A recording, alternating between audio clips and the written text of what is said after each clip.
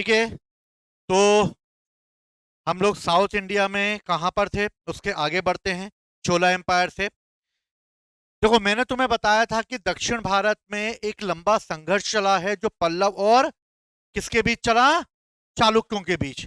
लेकिन अंत में पल्लव और चालुक्य दोनों वंशों का ही अंत हो गया। अगर देखा जाए तो दक्षिण भारत का जो सबसे महत्वपूर्ण एम्पायर था वो था चोला साम्राज्य। कौन सा साम्राज्य है? चोला वंश। चोला वंश की जो स्थापना की थी वो की थी विजयालय ने। इस क्वेश्चन को गलत मत करना, ये क्वेश्चन एग्जाम में कई बार पूछा जाता है कि चोल वंश की स्थापना किसने की थी। तो चोल वंश की स्थापना की है विजयालय ने। किससे की है? विजयालय। चोलों की अगर बात की जाए तो चोलो वंश का जो पहला महान शासक हुआ वो हुआ परांतक प्रथम। कौन हुआ? परांतक प्रथम। और इसी ने चोल वंश की वास्तविक सत्ता को स्थापित किया। यानी कि चोलों का जो एम्पायर था उसे विजयालय के द्वारा स्टेब्लिश किया गया, लेकिन बाद में चलकर चोल वंश को जो स्थापित करने का काम किया वो किया परांतक प्रथम ने। और दक्षिण का एक बहुत बड़ा एम्पायर बनेगा चोला एम्पायर। परांतक प्रथम के बाद परांतक द्वितीय गद्दी पर बैठा और इसे ही सुंदर चोल के नाम से भी जाना गया। और इसने चोला एम्पायर की सीमाओं को और दक्षिण तक बढ़ा दिया। और इस तरह चोला एम्पायर परांतक शासकों के समय उसका विस्तार और अधिक हुआ। लेकिन इस वंश का जो सबसे महान शासक हुआ जिसने चोला एम्पायर की सीमाएं तीनों समुद्र से लगा दी, वो राजा था राजराज प्रथम। और राजराज प्रथम के बारे में कहा जाता है कि दक्षिण में जब चोला एम्पायर था तो कई छोटे छोटे एम्पायर बचे हुए थे। जैसे अगर मैं यहां बात करूं तो यहां पर चोला एम्पायर है। कुछ एरिया में 6 राजाओं का शासन था, पांड्या शासकों का शासन था। और दक्षिण में एक आइलैंड था जो चारों ओर से समुद्र से घिरा हुआ था, वो था सियोल, सिलोन, जिसे हम श्रीलंका के नाम से जानते हैं। ठीक। सिलोन की अगर बात की जाए यानी श्रीलंका की अगर बात की जाए तो श्रीलंका भी भारत के तमिलनाडु वाले हिस्से से लगा हुआ था। और इस तरीके से राजराज प्रथम ने पांड्या, चेर और श्रीलंका इन तीनों शासकों को पराजित करते हुए उसने श्रीलंका पर पहली बार आक्रमण कर दिया। यानी सोचो, भारत का पहला ऐसा शासक जिसने श्रीलंका पर अटैक किया वो था राजराज प्रथम। और इस तरह राजराज प्रथम ने जब आक्रमण किया श्रीलंका पर तो श्रीलंका का जो शासक था महेंद्र पंचम, वो पराजित हो गया। और महेंद्र पंचम के पराजित हो जाने के बाद राजराज प्रथम ने श्रीलंका की जो राजधानी हुआ करती थी उस समय, उसका नाम था अनुराधापुर। और अनुराधापुर को उसने नष्ट कर दिया। कहानी समझ में आई?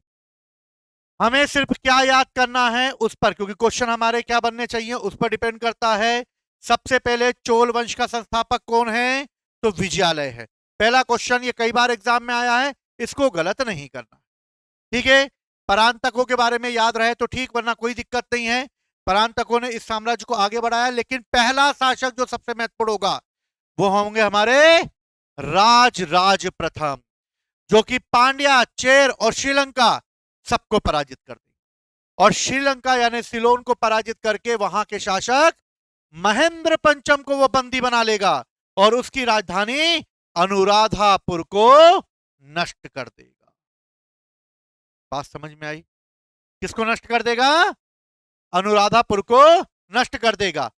राजराज प्रथम तंजौर में एक प्रसिद्ध मंदिर बनवाएगा जिसका नाम है राज राजेश्वर मंदिर। इसे ही बृहदेश्वर मंदिर के नाम से भी जाना जाता है। इस क्वेश्चन को याद रखना, भूल ना जाना साथियों, साथ निभाना। नाम पर ही है राजराज राजराजेश्वर मंदिर, और इसी को क्या कहा गया? बृहदेश्वर मंदिर कहा गया। कोई दिक्कत किसी को भी? का कू की समझ में आया? तो राजराज प्रथम ने श्रीलंका पर आक्रमण करके महेंद्र पंचम को पराजित करके उसकी राजधानी अनुराधापुर को नष्ट कर दिया और उसने राज राजेश्वर यानी बृहदेश्वर मंदिर का निर्माण करवाया। राजराज ने ही पहली बार भूमि की माप करवाई। ये क्वेश्चन कई बार आया, साउथ के क्वेश्चन बनाना मुश्किल होते हैं, लेकिन हम उतना कर लेंगे जिससे हमारे क्वेश्चन पकड़ में आ जाए। ठीक है, ज्यादा डीप में जाएंगे तो हमारा दिमाग भी पर खच्चा उड़ जाएंगे। पहले हमें थोड़ा सा समझना है चीजों को, उसके बाद हम आगे वाली क्लासों में इसको और डीप में करेंगे। समझ में आई बात? तो भैया राजराज प्रथम जो है उसने राजराजेश्वर मंदिर भी बनवाएगा और पहली बार भूमि की माप राज प्रथम के द्वारा होगी। क्वेश्चन आता है चोला एम्पायर में पहली बार भूमि की माप किसने करवाई? राजराज प्रथम। किसी ने क्वेश्चन देखे साउथ के अभी तक? किसी ने लगाए? लगाए? हाँ, बन रहे थे, मतलब थोड़ा बहुत समझ में आ रहा था ना, बन रहे ना, बस बनने चाहिए क्वेश्चन हमसे। ठीक है, अभी मैं एक टेस्ट सीरीज भी चालू करूंगा, उसमें सारे क्वेश्चंस लगवाऊंगा तुम लोगों को। ठीक, जल्दी चालू हो जाएगी टेस्ट सीरीज भी अब।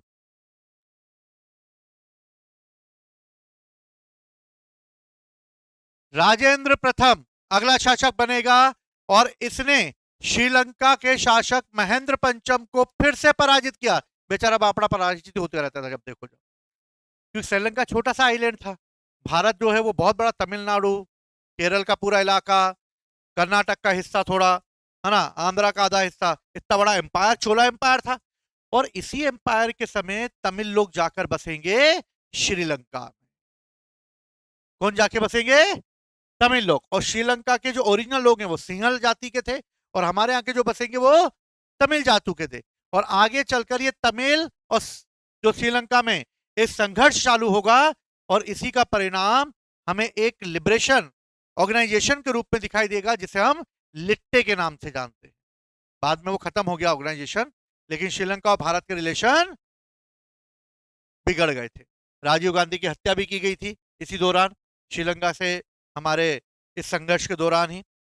तो मैंने इस पर एक वीडियो बनाया है श्रीलंका और मतलब भारत के उस पर, और मैंने इसको बताया भी भारत श्रीलंका के रिलेशन कैसे हैं।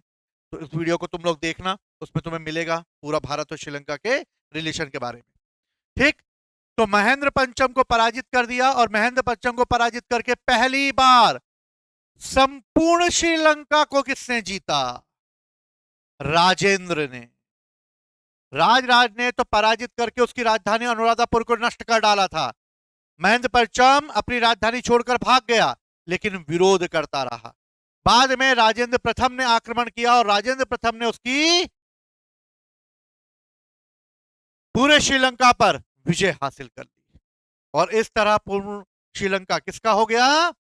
महेंद्र पंचम को पराजित करके राजेंद्र प्रथम का। लेकिन चोल शासकों ने श्रीलंका को पराजित तो किया, अपने अधीन में तो लाए, लेकिन श्रीलंका को उन्होंने अपने अधिकार क्षेत्र में रखते हुए उन्हें मिलाने का प्रयास नहीं किया। वो नियमित टैक्स वसूलते रहे उससे।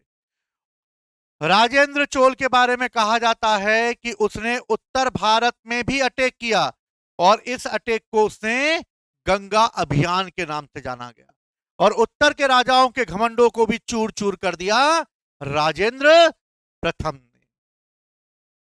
समझ में आई बात?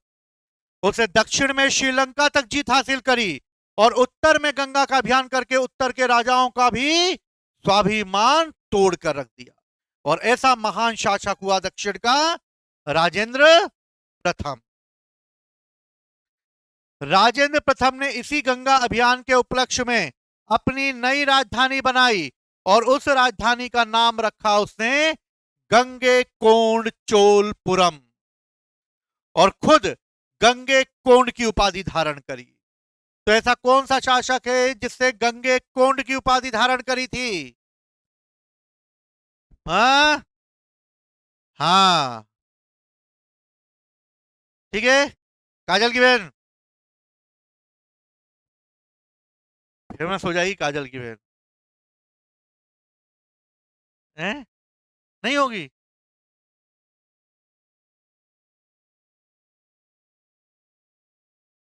कहां से आते हैं ये लोग? अरे भगवान, मैं क्या लोरी सुना रहा हूँ जो सो जाओगी? हैं? तो भैया याद रखना, राजेंद्र प्रथम ने गंगे कोंड चोलपुरम की उपाधि धारण करी, गंगे कोंड चोल की उपाधि धारण करी और अपनी नई राजधानी क्या बनाई? गंगे कोंड चोलपुरम। और गंगे कोंड की उपाधि भी उसने धारण की।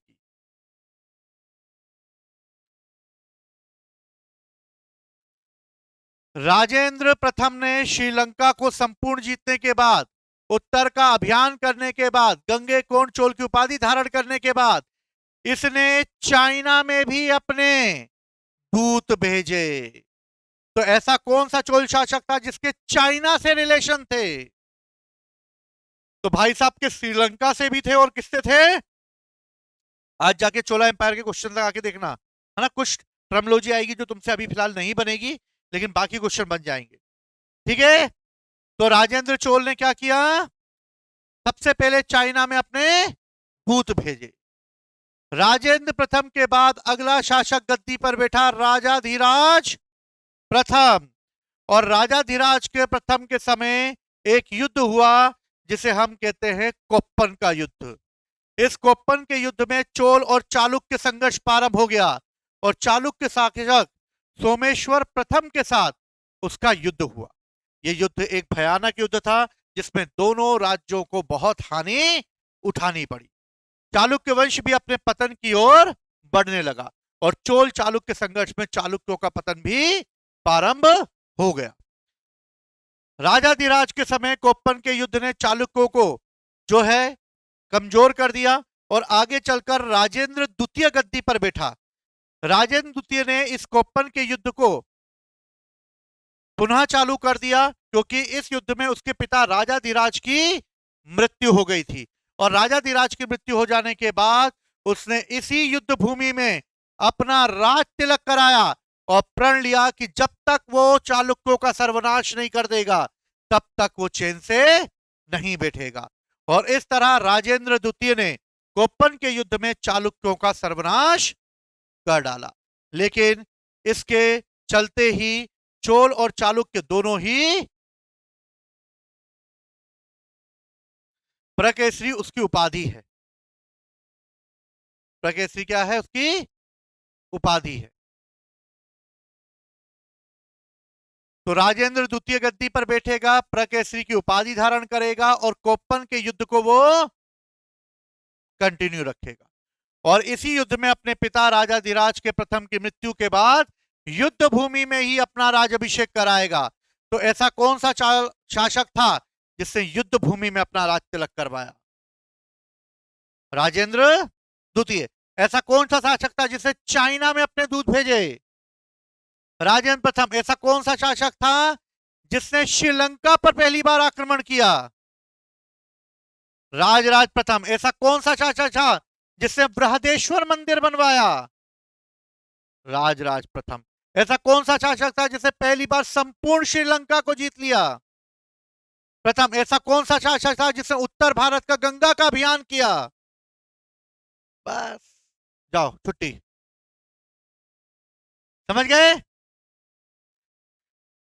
आगे चलकर इस वंश का अगला शासक बनेगा कुलतुंग प्रथम, क्योंकि चोल और चालुक्य दोनों आपस में मिल जाएंगे, चालुक्य वंश का अंत हो जाएगा, और चोल एम्पायर में अगला शासक बनेगा कुलतुंग प्रथम।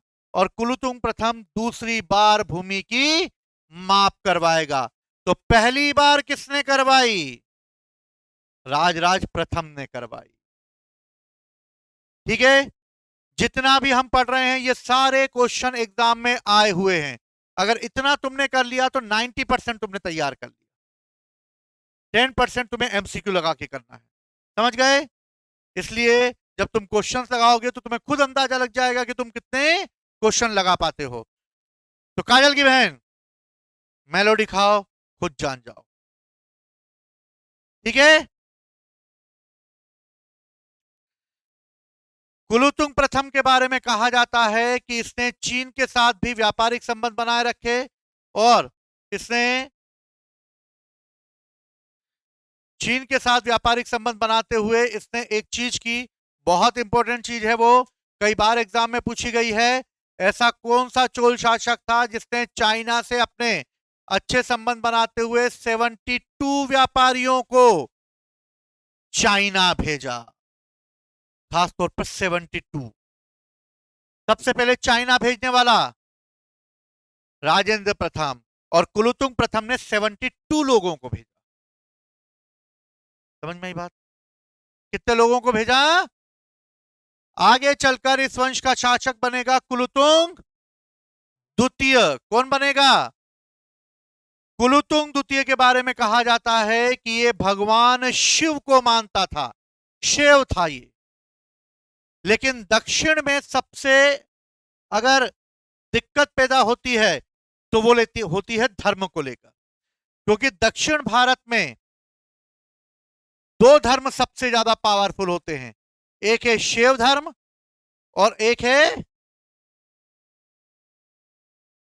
वैष्णव धर्म। शैव धर्म को कहा जाता है नयनार और वैष्णव धर्म को कहा जाता है अलवार। 63 नयनार संत होते हैं और 12 अलवार संत होते हैं। लेकिन जो भगवान शिव का भक्त होता है वो कट्टर शिव होता है, जो भगवान विष्णु का भक्त होता है वो कट्टर भगवान विष्णु का होता है। ये दोनों एक दूसरे के अपोजिट हो जाते हैं। कुलोतुंग द्वितीय के समय ऐसे ही हुआ। कुलोतुंग द्वितीय ने धर्म को राजनीति में इन्वॉल्व कर दिया, और कुलोतुंग द्वितीय भगवान शिव का भक्त था, इसलिए उसने चिदंबरम के मंदिर में रखी हुई भगवान शिव की मूर्ति को,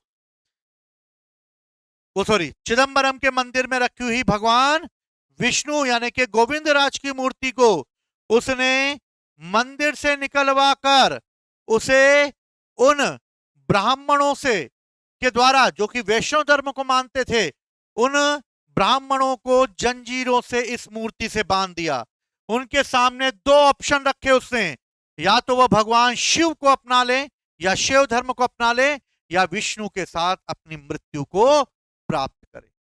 लेकिन कट्टर वैष्णव धर्म के लोगों ने शिव धर्म को नहीं अपनाया और कुलोतुंग द्वितीय ने उन्हें जंजीरों से मूर्तियों से बांध दिया और मूर्ति को बीच समुद्र में ले जाकर समुद्र में डुबा दिया गया। गोविंद राज की विष्णु की मूर्ति को जब समुद्र में फिकवा दिया गया तो बाद में आगे चल के रामानुजाचार्य ने समुद्र से उस मूर्ति को खोज निकाला और उस मूर्ति को वापस निकालकर उन्होंने तिरुपति के मंदिर में स्थापित कर दिया। समझ में आई बात? तो गोविंद राज की मूर्ति को किसने समुद्र में फिकवा दिया था? कुलोतुंग द्वितीय ने। और किसने उस मूर्ति को वापस निकालकर तिरुपति के मंदिर में स्थापित किया? थोड़ा बहुत भी याद हो जाएगा ना, एक बार घर के जाके रिवाइज जरूर कर लेना। चोल वंश का अंतिम शासक जो होगा वो होगा राजेंद्र तृतीय, और इस तरह चोल वंश का अंत हो जाएगा। चोल वंश का पतन हो जाने के बाद दक्षिण में राजशेखर कुल पांड्या जो है पांड्या राज्य का अंग बन जाएगा, और इस तरह चोलों के पतन के बाद वहां पर एक नया वंश खड़ा होगा जिसको हम पांड्या वंश कहेंगे, जो कुल शेखर के द्वारा स्थापित किया जाएगा। और अब दक्षिण में यही पांड्या राज्य रहेगा चोलों के बाद। ठीक है, धीरे धीरे चोल वंश का पतन हो गया, और चोल वंश का पतन हो जाने के बाद जो है कई छोटे छोटे वंश खड़े हुए, जैसे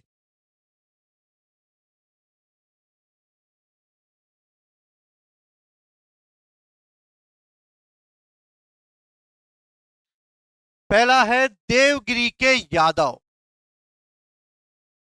यहां पर स्थापित हो गए देवगिरी के यादव।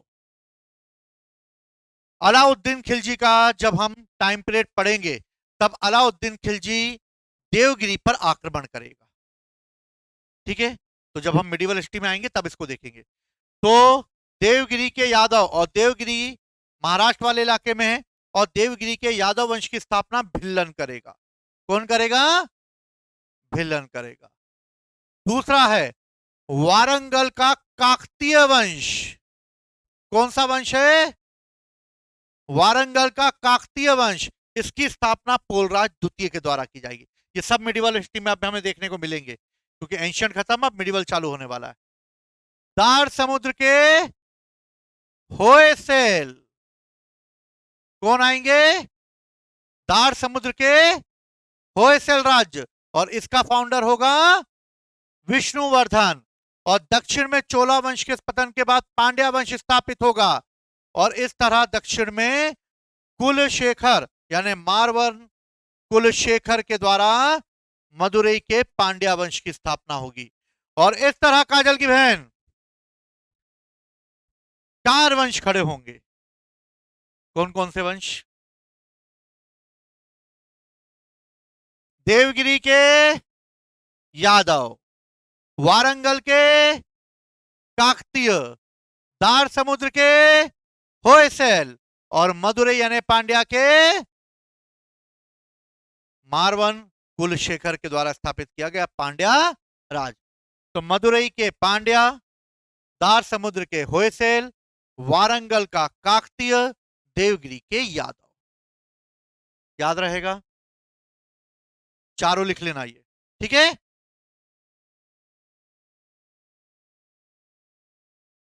चोला एडमिनिस्ट्रेशन की अगर हम बात करते हैं तो चोला एडमिनिस्ट्रेशन यानी चोल प्रशासन जो था उस समय कैसा चोल प्रशासन था? सबसे पहले राजा सर्व प्रमुख होता था, यानी मोनार्की थी। राजा जो होगा उसी की अनुमति से काम होगा। राजा ने बोला पत्ता हिल तो पत्ता हिलेगा, राजा ने बोला पत्ता मत हिल, पत्ता नहीं हिलेगा। समझ गए? तो राजा के कहने पे सब कुछ होगा।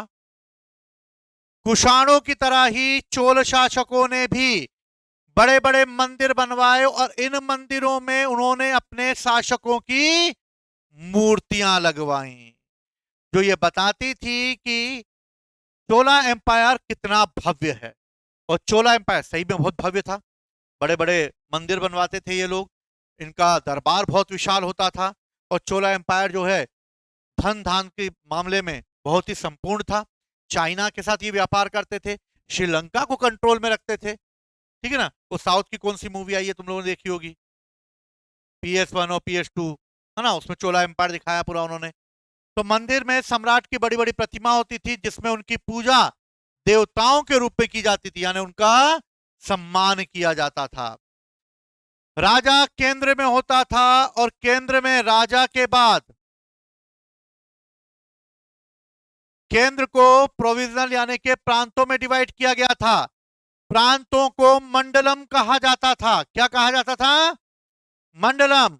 और इस तरह मंडलम में राजकुमार अपॉइंट किए जाते थे, यानी कि राजकुमार उस क्षेत्र के प्रशासन को देखा करते थे। तो सेंटर में राजा, राजा के बेटे मंडलम में अपॉइंट होते थे। कहां अपॉइंट होते थे? समझ में आ रहा है चोला एम्पायर? थोड़ा बहुत कोई अपने आप को शासक वासक तो नहीं समझ रहा है कहां का? दरबारी, गार्ड, कोई तो राजकुमार समझ रहा हो है।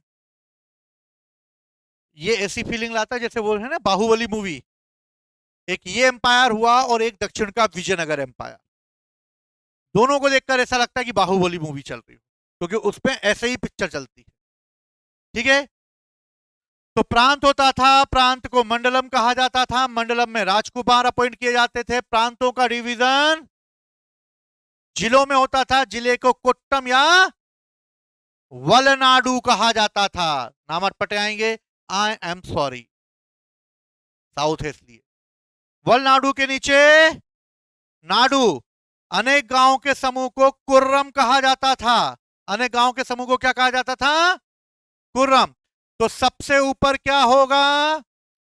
केंद्र होगा। केंद्र के नीचे क्या होंगे? मंडलम होंगे। मंडल के नीचे क्या होगा? वलनाडु होगा। वलनाडु के नीचे क्या होगा? कुर्रम होगा। कुर्रम के नीचे क्या होगा? नाडु होगा। नाडु के नीचे क्या होगा? गांव होगा। और इसी के समय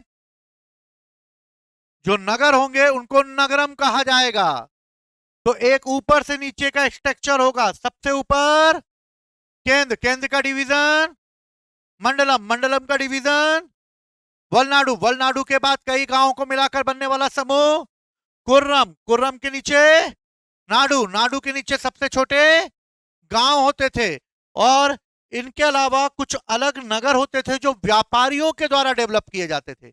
वहां पर व्यापारी लोग रहते थे, व्यापार व्यापार करते थे वो, तो वो अपने नगरों की स्थापना करते थे। तो व्यापारिक नगरों में भी नगरम नामक व्यापारियों की एक सभा होती थी और इनकी अपनी एक सेना भी होती थी जो नगर का प्रशासन चलाती थी, नगर की सुरक्षा भी करती थी। समझ में आई बात? नहीं समझ में आई? वहां चले गए थे क्या? वहां चले गए थे चोला एम्पायर में?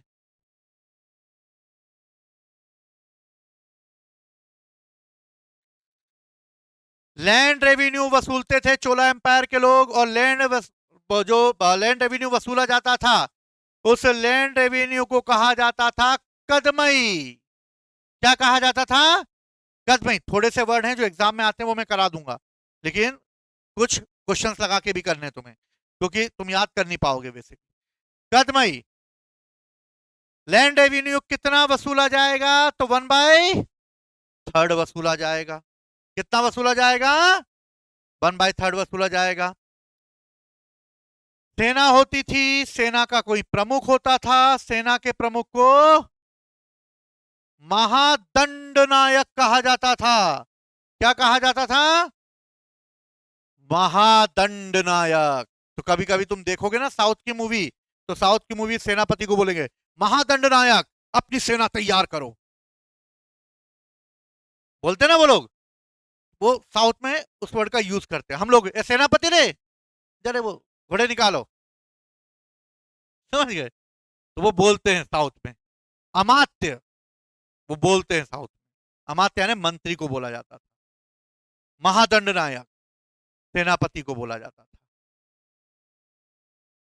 सबसे मेन और इंपॉर्टेंट चीज चोला एम्पायर की जो कई बार एग्जाम में पूछी गई है, लोकल सेल्फ गवर्नमेंट, स्थानीय स्वायत्त शासन। चोला एम्पायर की सबसे महत्वपूर्ण विशेषता स्थानीय स्वायत्त शासन। लोकल सेल्फ गवर्नमेंट की अगर बात की जाए तो चोलकालीन प्रशासन की सबसे मुख्य विशेषता उनका लोकल सेल्फ गवर्नमेंट था। क्या है लोकल सेल्फ गवर्नमेंट? चोला एम्पायर में जो ग्रामीण होते थे, जो ग्राम होते थे, उस गांव का प्रशासन चलाने के लिए गांव के लोगों के द्वारा ही, गांव के लोग मिलकर ही उसका प्रशासन चलाते थे।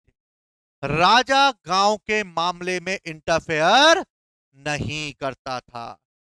गांव को इंडिपेंडेंट यानी आत्मनिर्भर बनाने को कहा गया लोकल सेल्फ गवर्नमेंट।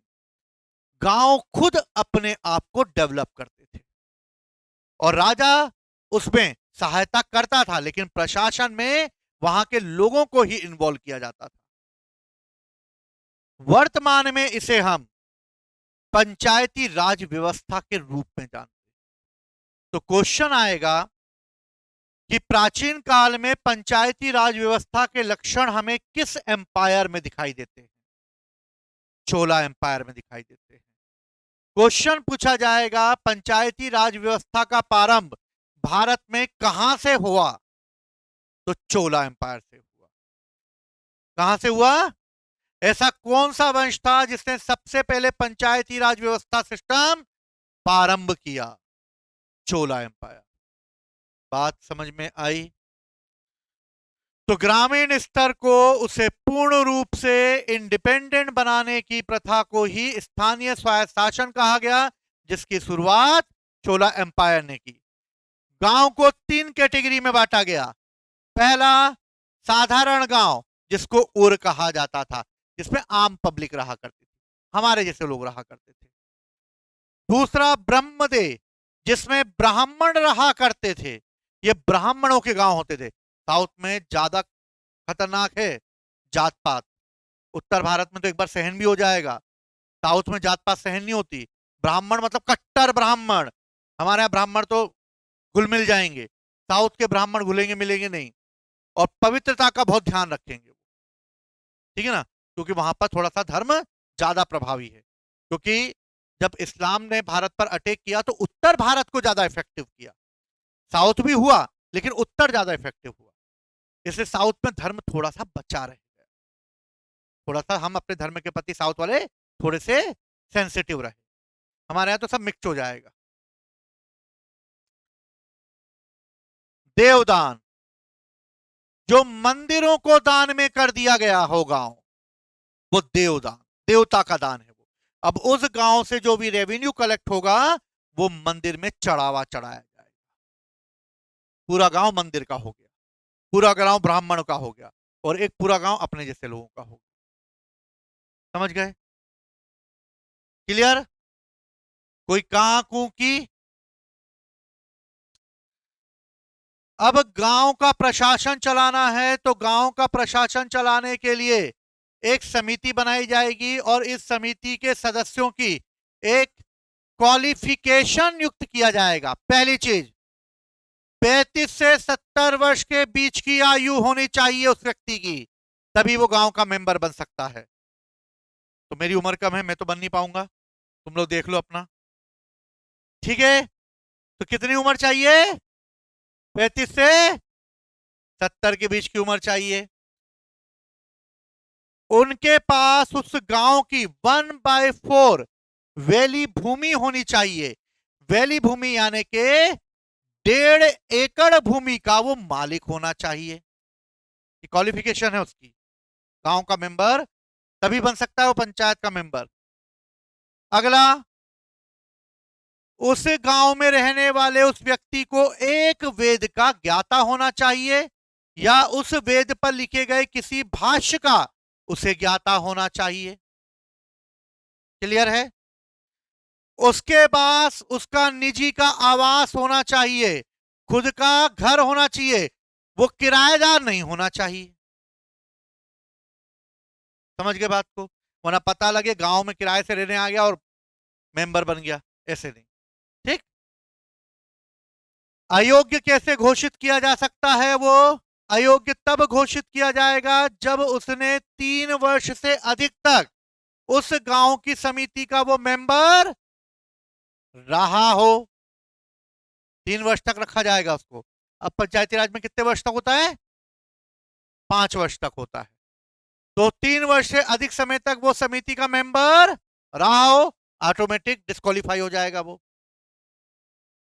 आय व्यय का ब्यौरा ना दिया हो भैया, उस समय आय व्यय का ब्यौरा भी ले लेते थे वो, कि भैया कितने पैसे हैं तुम्हारे पास, इसका भी ब्यौरा देना पड़ेगा तुम्हें। और अगला, चोरी करने के किसी भी प्रकार के अपराध में या किसी अन्य प्रकार के पाप कमरों में या कर्म में लिप्त नहीं होना चाहिए, वरना पता लगे सुबह रत्नागिरी में पाया गया, रात को आनंद नगर में पाया जा रहा।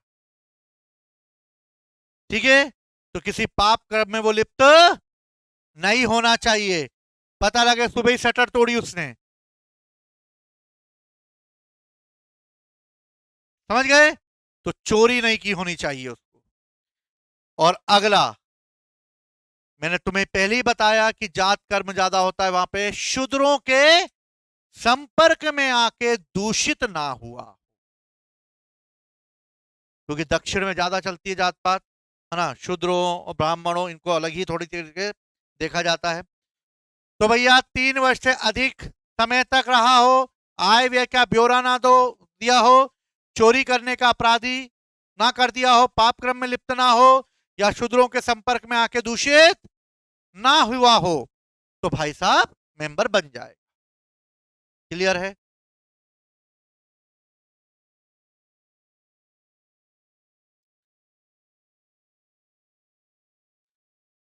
ग्राम सभा को राज्य के सारे अधिकार प्राप्त होते थे, गांव आत्मनिर्भर होते थे, और गांव का आत्मनिर्भर होना बहुत इंपॉर्टेंट था।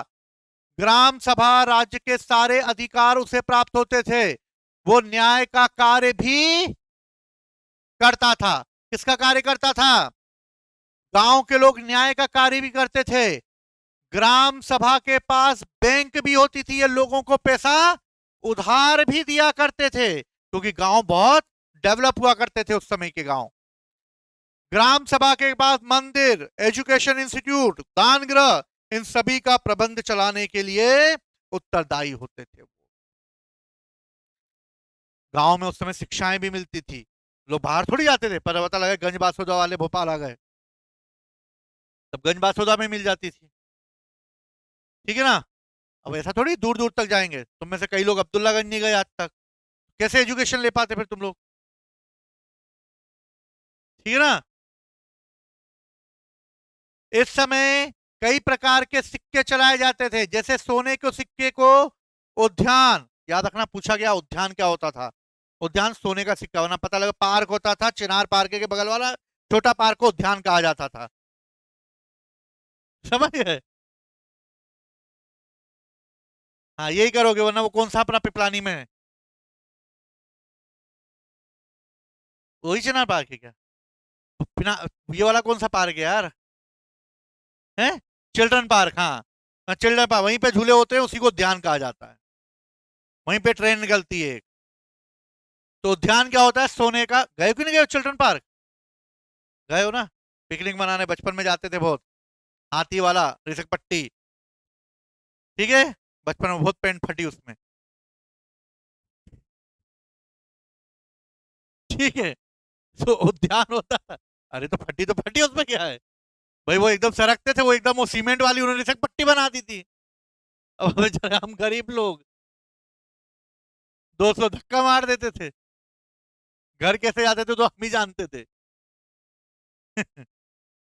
ठीक है, तो उद्यान, मध्यान्ह या काशी जो होता था वो काय का होता था?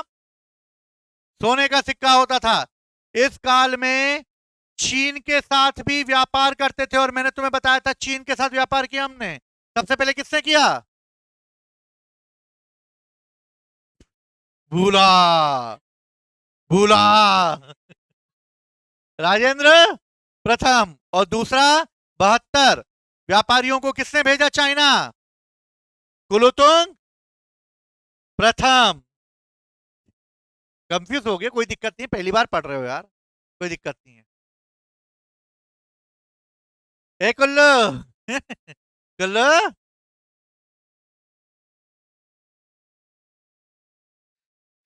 समाज की अगर हम बात करते हैं तो चोल काल में समाज कैसा होता था? समाज का मुख्य आधार क्या होता था? आर्थिक, या तो हाई सोसाइटी के लोग या लो सोसाइटी के लोग, बीचे वाले होते ही नहीं थे। मिडिल क्लास, या तो होगा तो अपर, अपर होंगे अपने आप को एकदम बेहतरीन, और या फिर लोअर होंगे। व्यापारी भी होते थे जिनको चेट्टी या शेट्टी कहा जाता था, सुनील शेट्टी, शिल्पा शेट्टी, ये सब व्यापारी साउथ के, समझ गए, चेट्टी या शेट्टी कहते थे। धर्म की अगर बात की जाए तो अलवार और नयनार, बताया अभी थोड़ी देर पहले मैंने तुम्हें, शैव धर्म को मानने वाले नयनार, कितने नयनार संत? 63। और नयनार संतों के पहले नयनार संत अप्पर थे। पहले नयनार संत कौन थे? अप्पर। ऐसे ही वैष्णव, कितने वैष्णव, क्या कहा जाएगा वैष्णवों को? अलवार। और प्रारंभिक अलवार संत पोई गई, कौन होंगे? पोई गई। लेकिन कई बार एग्जाम में पूछा गया है कि इन 12 अलवार संतों में से एक महिला संत थी, और 12 महिला, मतलब 12 अलवार संतों में से एकमात्र महिला संत अंडाल। जिस तरह उत्तर भारत की मीरा, वैसे दक्षिण भारत की अंडाल।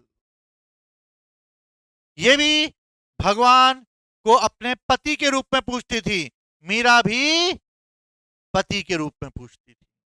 तो 12 अलवार संतों में एकमात्र महिला संत का नाम क्या था? अंडाल। याद रहेगा। ब्याह हो गए सबके? ब्याह हो गए सबके? अब और बच्चे कोई? तो क्या था?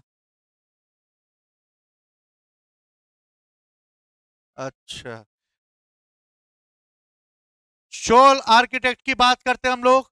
चोल काल में स्थापत्य में मंदिर किस शैली में बनाए जाएंगे? द्रविड़ शैली में बनाए जाएंगे। फर्गुसन कहता है कि चोल कालीन कारीगर राक्षस की तरह सोचते थे और जौहरी की तरह तराशते थे। किसकी तरह सोचते थे? राक्षस की तरह। और किसकी तरह सजाते थे? जौहरी की तरह। यानी चोल कालीन मंदिर इतने भव्य बनाए गए।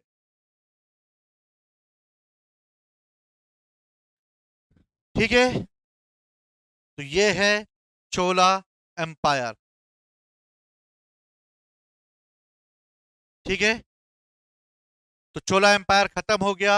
कल हम लोग मिडिवल हिस्ट्री चालू करेंगे। ठीक है, टेस्ट में पूरा एंशियंट हिस्ट्री आएगा, याद कर लेना इसको।